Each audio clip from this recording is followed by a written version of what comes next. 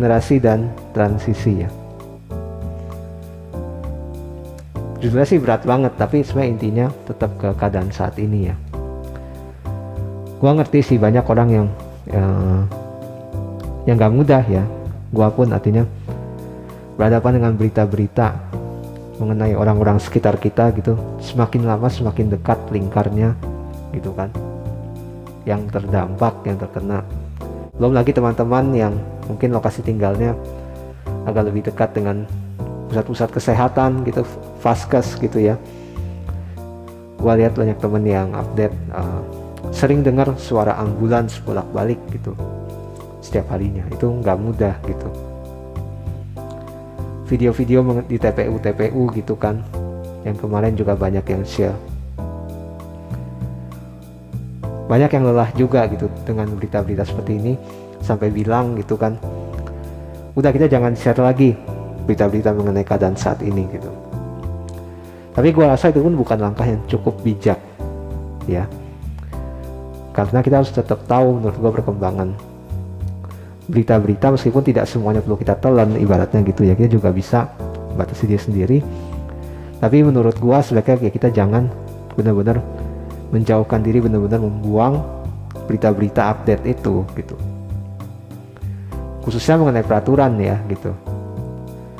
Karena kita lihat sendiri ya di lapangan tuh banyak orang yang hari-hari ini masih kurang tahu mengenai aturan-aturan yang ya terkini gitu.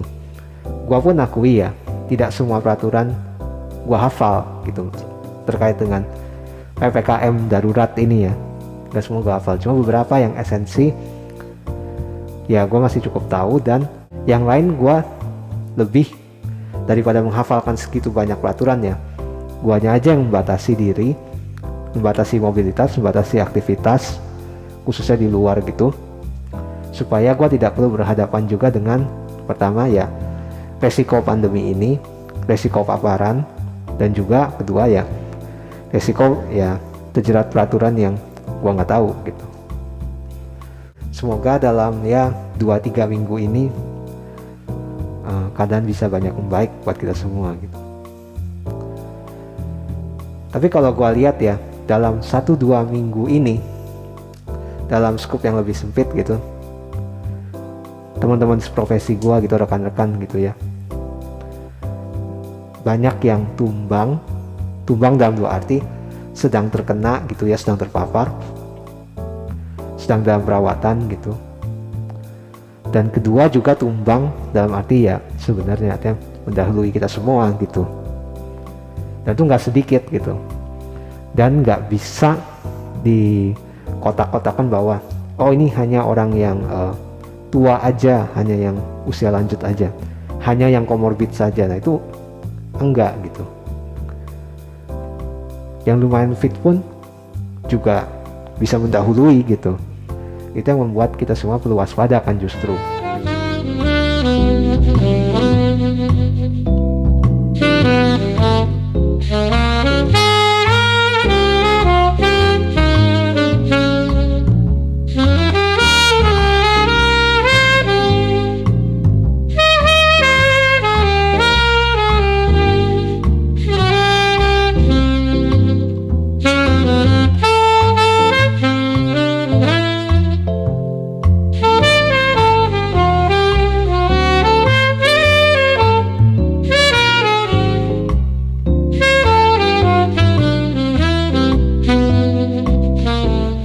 Rekan-rekan profesi kita dalam 1-2 minggu ini banyak yang ya mendahului, tapi misalnya ya dia komorbidnya sedikit sekali atau bahkan nggak ada gitu, atau masih dalam usia produktif, belum lansia gitu. Ada yang senior, ada yang dalam arti ya karirnya ya senior, ada juga yang masih muda juga gitu, termasuk muda. Tapi itu kejadian-kejadian seperti ini yang membuat dua kata di atas ini gua terpikir terus gitu. Regenerasi, transisi, regenerasi, transisi. Seolah-olah apa ya? Seolah-olah alam itu, alam. Ini kan gua pertama berusaha menyampaikan untuk ya berbagai macam teman-teman gue, berbagai macam keyakinan ya. Jadi gue bilang seolah-olah seperti ya ada yang bilang seleksi alam gitu, seperti ada waktu ya untuk bumi itu berputar, berproses, beregenerasi. Masalahnya itu kan natural ya, alam, ya mereka berjalan begitu smooth atau tidak kita nggak tahu. Tapi masalah manusia ini, apakah manusia itu memperhatikan kita punya kehendak bebas, kita punya ya kepintaran, akal budi gitu kan, hikmat dibanding makhluk hidup lain gitu. Apakah kita memikirkan itu, regenerasi dan transisi gitu? Karena gue lihat seolah-olah di berbagai bidang ya, mau dibilang bidang ekonomi, bidang politik, bidang seni budaya, bidang apa, kerohanian gitu, semua bidang gitu, seolah-olah seperti kita sedang didorong harus ada banyak regenerasi, harus ada banyak transisi dari semua proses yang sudah berjalan selama ini sebelum pandemi gitu. Ini bukan untuk menyinggung bahwa banyak ya senior-senior di berbagai bidang tersebut yang mendahului kita gitu, tapi kalau coba teman-teman pikir-pikir deh, di waktu-waktu sebelum pandemi ini kita sedang mengerjakan apa, kita sedang persiapan apa gitu. Mungkin banyak orang yang merasa aman atau nyaman ya dengan keadaan waktu sebelum pandemi maksudnya, jadi sehingga kurang memikirkan ya siapa sih yang bakal nyangka gitu ya pandemi bakal sampai segitunya level keparahannya gitu kan secara internasional gitu.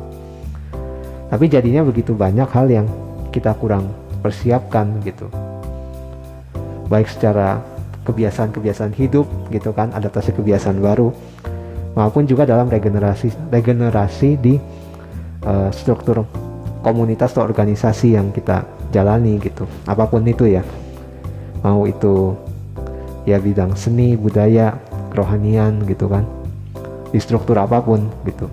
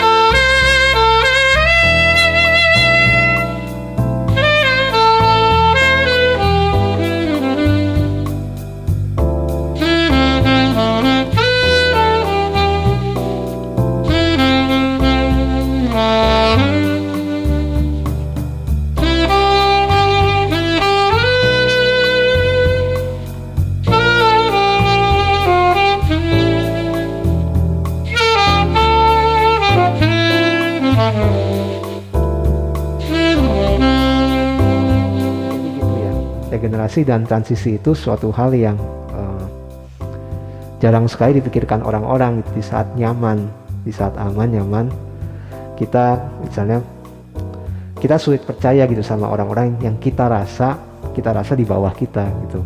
Belum tentu kan, sebenarnya belum tentu, tapi kita rasa kayaknya si A ini atau si B ini kayaknya dia ini kayak belum siap untuk bantuin kita, belum siap untuk dikasih kepercayaan, belum siap untuk memegang bagian ini gitu.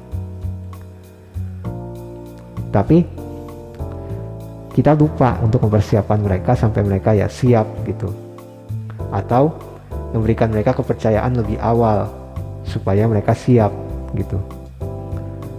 Karena kita merasa nyaman dan aman dengan kondisi yang kita jalani sebelumnya gitu kan. Sehingga di saat sekarang, saat itu ini baru bicara orang ya. Yang berikutnya juga mengenai kebiasaan baru dan teknologi gitu. Kalau teknologi mungkin secara perlahan sebenarnya makin banyak ya. Bahkan even nyokap gua aja sudah berapa tahun ini kan ibaratnya sudah pakai smartphone, jadi sudah cukup terbiasa lah. Sudah semakin banyak orang-orang yang usia lanjut yang terbiasa dengan teknologi smartphone, teknologi internet gitu. Tapi itu masih ada beberapa step ke depan gitu, bahwa tidak semua orang nyaman dengan video call gitu, meskipun dengan kondisi yang saat ini sangat memaksa kita untuk ya berjarak dan juga mengutamakan menggunakan itu daripada ketemu langsung ya.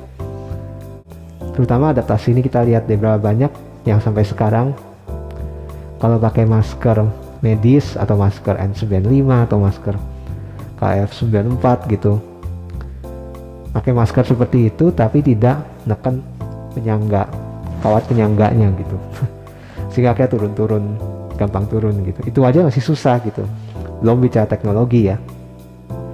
Kalau gua ini kan emang ini masker kain ya emang gak ada kawat penyangganya sih, dan gue cuma pakai di saat-saat perlu main kayak gini. Peraturan-peraturan dari pembatasan juga masuk kantor, apalagi tuh. Pokoknya seminggu pertama PPKM darurat ini masih banyak hal yang berantakan ya. Kita baca aja berita gitu, berantakan dalam hal lalu lintas, dalam hal kerumunan, masih banyak yang berantakan. Tapi semoga teman-teman bisa cepat vaksin bagi yang itu. Tapi gue juga nggak nge-push, artinya kalau teman-teman ada kondisi yang kurang memungkinkan untuk teman-teman vaksin ya, teman-teman bisa berjaga-jaga dengan lebih waspada lagi. Gue sendiri baru divaksin sekali kok, gue juga baru divaksin sekali, nanti vaksin kedua rencananya jadwalnya akhir Juli ini.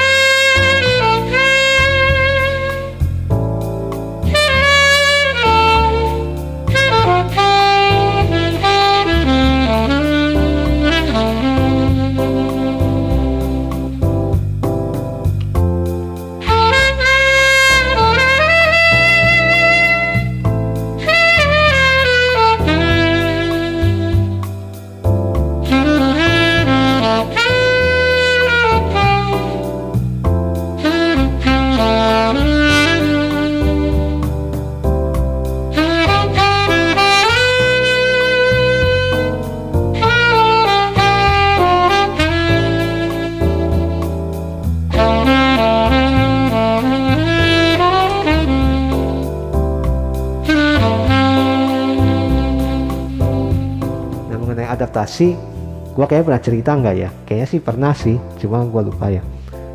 Kalau gue pun sebenarnya orang yang termasuk harus beradaptasi banyak dengan kondisi saat ini dari tahun lalu ya. Misalnya masker, gue tuh dari dulu mau sakit batuk atau pilek gimana pun nggak pernah mau pakai masker gitu, nggak pernah dulu ya sebelum pandemi gitu kan. Tapi sekarang jadi ibaratnya sekarang gini aja, live sendiri aja di ruangan ini, gue sendiri pun gue berusaha bermasker untuk ya mempromosikan gitu ya protokol ini gitu. Karena gue lihat di berbagai media gitu, entah itu YouTube atau TV, masih banyak yang dalam keadaan yang lebih dalam tanda kutip berbahaya gitu ya, tapi tidak bermasker gitu. Entah itu acara talk show atau podcast atau apapun, variety show, pada nggak pakai masker gitu kan. Nah karena itu aja masih sulit, jadi gue berusaha bantu sosialisasikan itu dengan ya meskipun gue sendiri ini aja, gue tetap mau pakai masker gitu. Ini gue juga ingin memberikan support ya buat teman-teman yang mungkin agak takut dengan jarum gitu ya. Sama gue juga takut jarum, dan itu sebabnya kalau teman-teman perhatikan story gue sekitar minggu lalu, story waktu gue divaksin, gue tidak posting sama sekali foto ketika gue disuntik gitu. Pertama karena ya itu menyadari, pertama gue takut jarum, dan kedua gue juga ingin menghargai dan beri support kepada teman-teman yang juga mungkin kalau ada yang takut jarum gitu. Nah gue sebagai orang yang takut jarum, waktu tahun lalu kan tahap-tahap awal untuk tes kita ya, sebelum antigen PCR gitu kan orang banyak kan pakai rapid antibody ya, yang tusuk ke jari itu ambil darah sedikit itu. Nah gue kan takut jarum ya, tapi berhadapan dengan tes itu aja gue berusaha pelajari dan gue beranikan diri untuk tusuk tangan gue sendiri gitu. Gak pernah kebayang sebelumnya gitu gue bakal mau kayak gitu kan.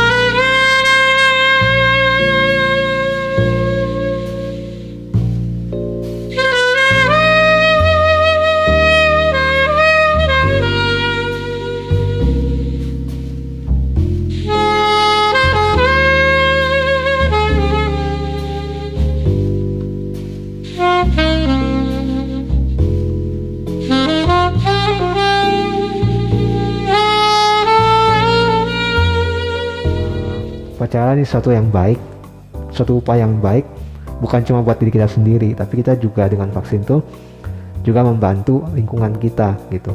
Kita juga melindungi orang lain sebenarnya, bukan cuma kita sendiri. Kalau bisa diupayakan ya, tapi memang kalau teman-teman lihat tempat teman-teman akan vaksin tuh terlalu rame, terlalu berkerumun, ngantri lebih dari 2-3 jam, lebih dari 3 jam ngantri gitu. Saran gue emang lebih baik sih ganti tempat ya menurut gue gitu, karena kita juga nggak mau bikin klaster vaksin toh. Jangan sampai klaster vaksin, karena tidak banyak yang menyuarakan ini karena merasa kerumunan kalau tempat vaksin lebih aman daripada kerumunan di tempat-tempat lain, padahal sama aja gitu kerumunan. Jadi tetap ketika teman-teman ngantri vaksin harus memperhatikan itu juga protokol gitu ya. Apakah sekarang saat-saat seperti ini ya kita sudah mau untuk berusaha gitu beradaptasi dan juga mempersiapkan regenerasi dan yang mau berusaha untuk transisi gitu. Mungkin dalam progres pekerjaan kita ada step-step yang harus disesuaikan, misalnya hal-hal yang biasanya bisa kita kerjakan kebanyakan offline sekarang mau gak mau harus kita, atau jauh lebih baik untuk kesehatan kalau kita jalankan online gitu. Semoga ya kita semua bisa gitu ya, semoga meskipun mungkin lebih sulit ya, semoga kita mau belajar dan mempersiapkan teman-teman kita juga yang lain untuk regenerasi gitu,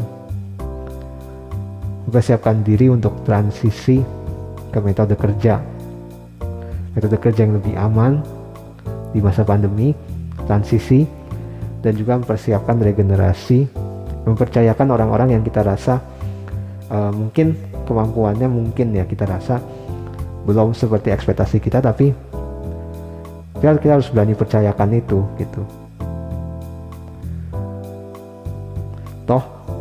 Toh kalau kita seberapa lama sih kita mau tidak mempercayakan itu, semakin lama kepercayaan kepada kita pun akan menurun juga gitu seiring waktu.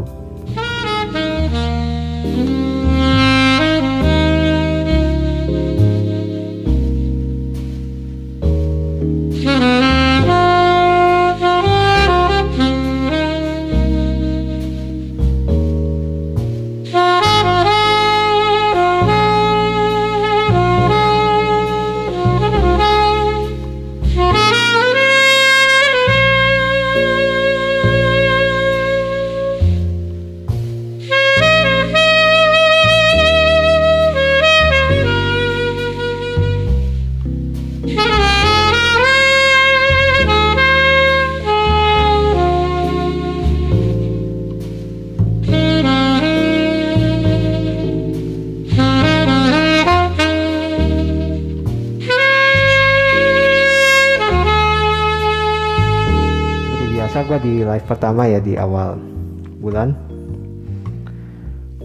gue sampaikan dulu laporan penyaluran donasi gue ya. Thank you banget untuk teman-teman yang selama ini memberikan support baik dari ya lihat dari live di IG atau ngelihat dari konten di YouTube gua gitu. Ya total donasi dari tahun lalu berarti April 2020 sampai sekarang, sampai tepatnya sampai 30 Juni ya. Sampai 30 Juni itu totalnya sebesar 10.852.428 ya. 10.852.428. Saat ini saldo ya. Saat ini 124.321. 124.321. Semua ya mengalami tantangan yang luar biasa. Tapi seberapapun teman-teman mungkin ada yang masih diberikan ya berkat atau pekerjaan gitu, dan mungkin ada jalan entah bagaimana bentuknya untuk teman-teman bisa ya berbagi gitu melalui apa aja ya. Semoga kita semua juga bisa saling membantu gitu melalui jalan yang masing-masing kita dibukakan ya. Nah, donasi sepanjang bulan Juni ini gua salurkan kemana aja. Ada ke, ini sempat masuk berita juga sih, sempat masuk berita ya beberapa waktu lalu di awal Juni. Dr. Share atau Yayasan Dokter Peduli, di Instagramnya juga ada Dr. Share. Sekitar awal Juni ini gue ingat ada suatu berita, gue baca di Detik ya, malam hari apa gitu, ada suatu kejadian ya, karena yayasan ini kan terkenal dengan Rumah Sakit Apung ya, RS Apung. Mereka itu kalau nggak salah ceritanya baru habis melakukan ya pelayanan medis di daerah NTB atau NTT ya, sorry gue lupa, dan tuh kapalnya tenggelam gitu. Korban jiwa sih seingat gua nggak ada korban jiwa ya, tapi ya secara material gitu kan sangat banyak gitu yang hilang, dan mereka juga membutuhkan support untuk ya bisa terus melayani banyak masyarakat dan juga bantu tenaga kesehatan di berbagai wilayah ya. Ada Yayasan Tangan Pengharapan, juga lewat wecare.id. Seperti biasa ya, hashtag APD untuk negeri.